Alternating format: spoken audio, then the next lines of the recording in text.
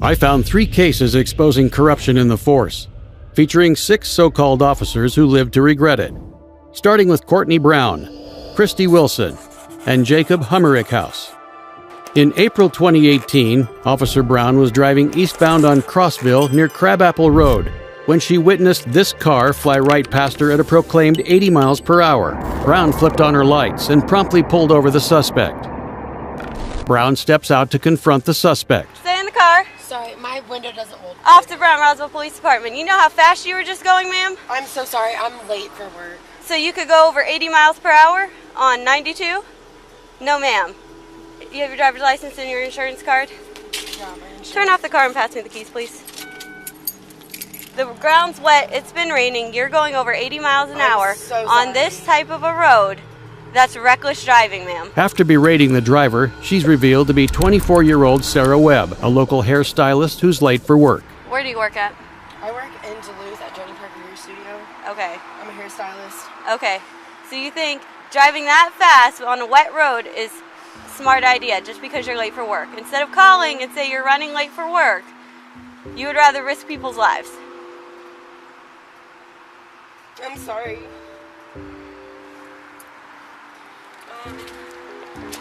This is LexisNexis. I'm trying to look it up. I don't have it printed off. Give me 1 second. I'll be right with you. Sarah's already bad day just got 1,000 times worse. She's now at risk of being charged with reckless driving, a misdemeanor that can land a driver behind bars for up to 1 year and incur a fine of up to $1,000. Brown's frustration is becoming more noticeable. Unable to operate her CAD, she radios out for backup. I'm having issues with my CAD. Can you please do an 8 and 10 check on a Georgia tag? 2 officers respond. Jacob Hummerichhouse is first to arrive on scene.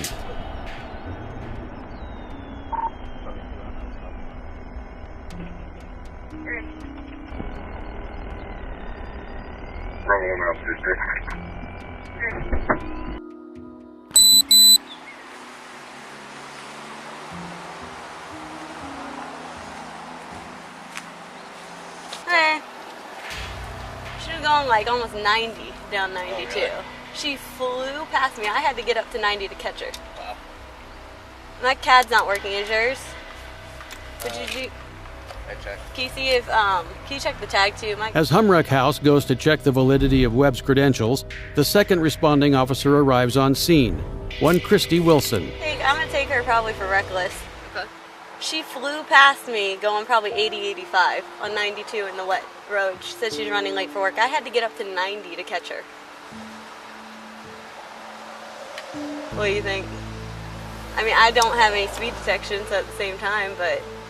No, but you can use the fact that you were going whatever speed and she went past you. Mm-hmm. It's on camera, so you're going to have a back speed. You're going to have the fact that you went 90 to catch up to her.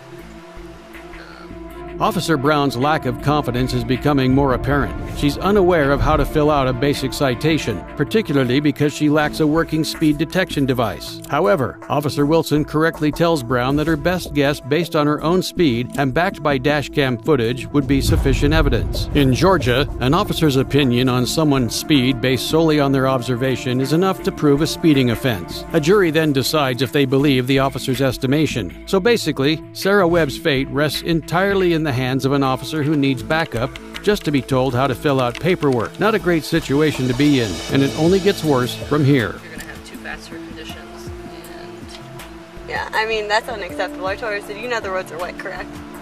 You're running late for work and you're going above 80 Right. to get to work. I said, call. So do not do that and put people's lives in jeopardy. Yeah. So, my CAD just froze on me, so I'm restarting it right now. What do you think? After deliberating on whether or not to arrest Webb for reckless driving, neither officer makes a definitive decision. This is when Officer Brown made the choice that'd end her entire career. We're just tickets.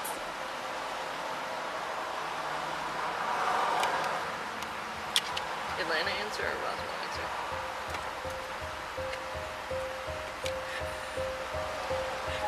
Hold on. Are you? Okay, hold on. Officer Brown pulls out her cell phone and hands it to Officer Wilson with a coin flipping app open, tentatively checking if she'd be okay with doing something so cruel as deciding whether or not to arrest a citizen based on the flip of a coin. Thank you. Yeah, sorry, she did it. Unavailable.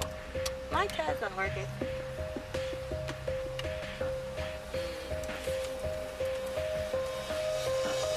Who's that? A head, R tail. Okay. Officer Wilson suggests heads for arrest and tails for release. This is tail, right? Yeah. So release. 23. Michael Jordan? Hi. So I got too fast for... Let me write this down. Too fast for conditions. Despite the coin landing on tails, the officers laugh and decide to arrest her anyway. In spite of playing with someone's life, they think it's an appropriate time to crack a joke, saying Michael Jordan as he wore the number 23, the same as the code for arrest. Is it reckless? Yeah, you can do reckless, and then speeding. And you're just going to have to mark the pace one instead of the... I mean, either way, the speed limit here is what, 45? Super speeder. The officers are clueless on what they can really arrest her for, so Humrick House mentions the term super speeder as a desperate attempt to justify the arrest to himself. Because I haven't done one like speeding like that, so that's why I'm a little bit unsure. You're going to do the patrol vehicle spot, and then it's going to ask you for moving or not moving, and you're going to do moving. Can you help me do these dang tickets? My CAD won't even log me in. Brown's incompetence shows itself once again as she pawns off the paperwork to Wilson, seemingly eager to arrest Ms. Webb. Sorry. Alright, I'm gonna go. Yeah, that's not okay. Yeah.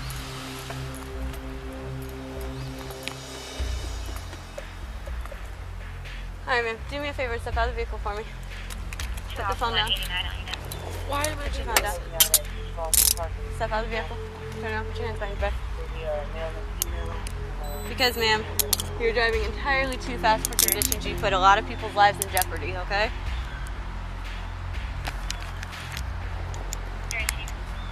Double locking these so they don't tighten on you. Can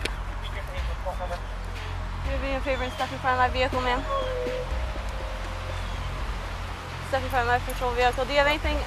Do you have anything in your pockets? Do you have anything on you that poke, stick, or stab me? Any drugs, paraphernalia, anything like that? Okay. You have a bond. Here, turn to the side for me. Here, move on, Burkett. I'm just gonna shake this out, okay? Alright. Do me a favor, step over here. It's my patrol vehicle. Have a seat for me. We're gonna buckle you in, okay?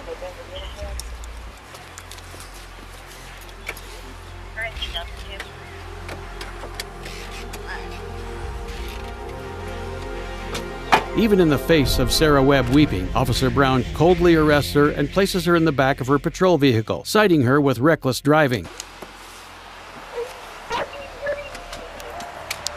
Thank you. Who's it? You're no. Nope. I am, but without a stamper. Oh. Who's that? I don't know. Why are they plugging me? Mike? He's not a notary either. No one's a notary that's here? All of you. He's got 5 people. I mean, I am. I just don't have my stamp yet. Alpha One, can you please start notary? You good? Yeah. But this is the last time these two officers would be smiling and joking around, unaware the case would be flipped around entirely. You see, once news of this incident became public, the backlash was enormous. Former officers Courtney Brown and Christy Wilson. Officers Courtney Brown and Christy Wilson. All of the charges against Webb were dropped. The flip of a coin. They flipped a coin. Flipping a coin. Used a coin toss app. Exactly. I couldn't believe what I was seeing, to be honest. The city administrator, Gary Palmer, led a an investigation into the Roswell Police Department. Courtney Brown and Christy Wilson were terminated as a result. The charges on Ms. Webb were dropped, and although Jacob Humrickhouse witnessed the event and said nothing, he was not reprimanded for his actions. But if you think these officers abusing women who speed is as bad as it gets, just wait till you see how terribly these two officers treated a completely innocent blind veteran. On October 31, 2022, Deputy Jamie Godey of the Columbia County Sheriff's Office stopped 61-year-old legally blind veteran Jim Hodges as he was walking home from jury duty at the intersection of Duval Street and Marion Avenue in Lake City, Florida. Hi there. What's this in your back pocket? I just saw you walking it. It's a navigational age. What's the problem? You a tyrant? Yeah, I am actually. What's your name and date of birth? I don't have to give that unless Yes, I'm sir. I was investigating. You have reasonable. Do you want me to put you in handcuffs right now? Yes, sir, I do. What is your suspicion? It looks like you're carrying a gun in your back pocket. I'm stopping to make sure you're carrying it properly. You don't have have you to. ensured that it's not a firearm? No, you keep turning so I can't see it. You don't have to be a dick to me.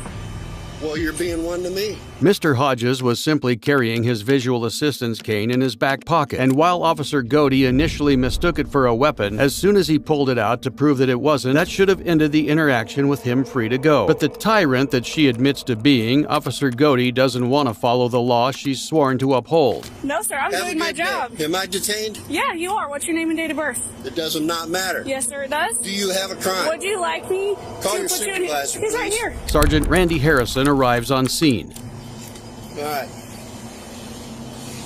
You don't. What'd she stop you for? For a walking stick. So, It could look like a weapon. She asked you to really present it, okay? Now she's asking me for ID. Okay. I don't need the ID unless there's a reasonable, articulated suspicion that I have committed a crime and committing a crime and to do a crime. Sir, and her suspicion was that you were armed, okay? And she's asking you for your ID. Well, now okay? she has verified that I am not armed. Okay. So there is no Do you have your ID or not? I do have my ID. Okay. But you don't need it. Okay. Either your ID or you're going to get the change. Okay. Mr. Hodges is rightfully speechless as Sergeant Randy Harrison doubles down on his subordinate's illegal actions. He clearly understands his constitutional rights, knows they're being infringed upon, and is making the wise decision to stay silent to keep from giving these officers any justification for their unlawful behavior.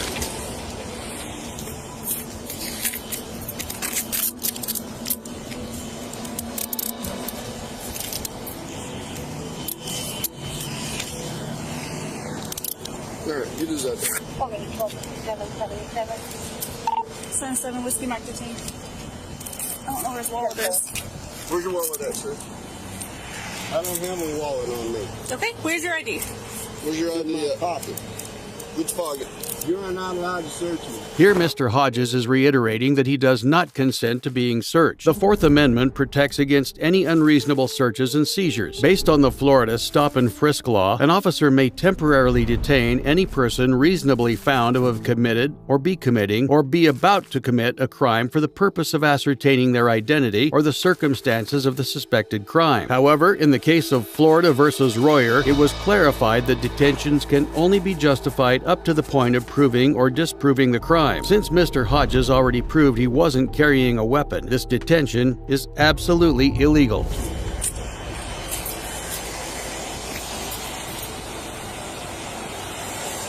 It's in this pocket.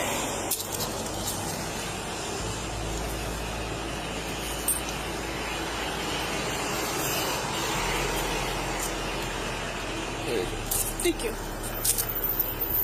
I want your names and badge numbers. 1257 on Nick 65 Florida 27.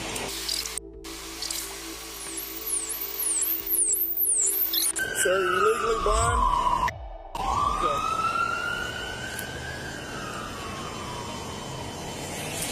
I had to walk up here in the dark for jury duty, which was canceled. Why aren't you using your stick?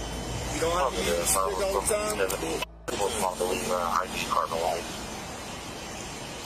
26. Green. All right, Mr. Hodges. Was that hard? It seemed like after running his ID that the officers would let Mr. Hodges go. But listen closely to what Sergeant Harrison says as soon as Hodges implies he'll be filing a complaint. It's gonna be. I want your name and your badge number. You know what? Put him in jail for resisting. Sergeant Harrison instantly demanded to take Mr. Hodges to jail for resisting arrest, despite him being compliant throughout the illegal detainment. Okay. All right, let's go. I want your name and badge number too, sir. Have a seat. You want to pick my property up, please? I sure will, after you have a seat. You want to pull this out of my back pocket? Sure. Here, I'll grab your jacket for you, too.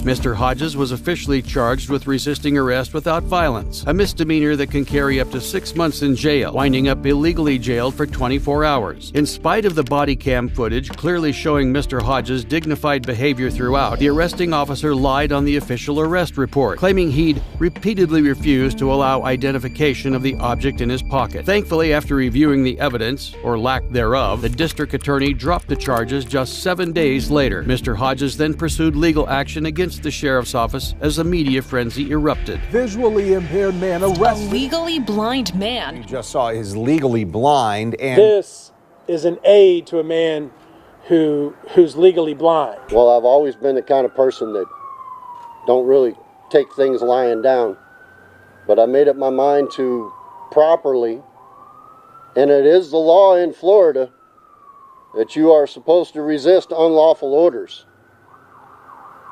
So I made up my mind to properly, legally, and as maturely as possible, given the circumstances, to fight back. The case is ongoing at the time of this video, with updates regularly posted to Mr. Hodges' personal YouTube channel. As for the officers involved, an internal investigation found they'd violated Mr. Hodges' constitutional rights, but they received relatively light consequences. Sergeant Harrison was demoted and suspended without pay for 7 days, as well as losing the possibility of any raises or promotions for 2 years, while Deputy Godey only received a 2-day unpaid suspension. Thankfully, some police departments actually take giving preferential treatment to law-breaking officers very seriously, as Tampa City Police Chief Mary O'Connor found out on the night of November 12, 2022. Pinellas County, Florida Sheriff's Deputy Larry Jacoby pulled over an unregistered golf cart heading southbound on East Lake Road and Woodlands Parkway.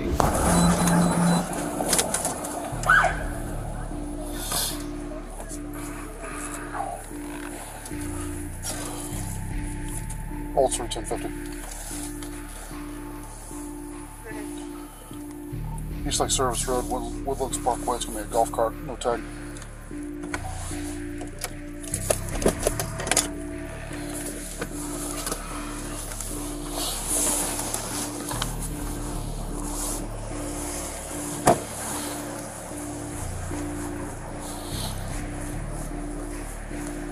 Good evening.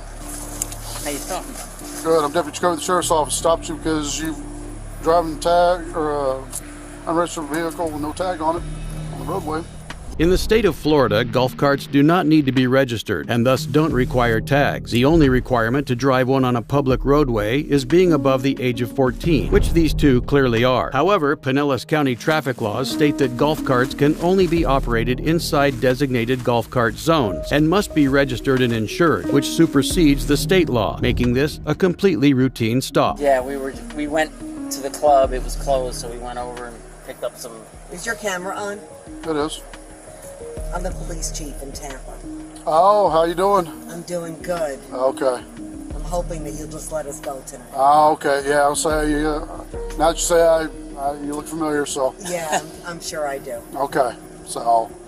All right, folks. The woman in the cart reveals herself to be recently appointed Tampa City Police Chief Mary O'Connor. Despite this being a minor infraction that would likely end in a warning no matter what, O'Connor was smirking throughout the entire encounter before thinking this inconsequential situation was the right time to throw her weight around. She even asked if Jacoby's camera was recording, as someone in her position should know asking for special treatment like this is completely unethical. Well, have a good night.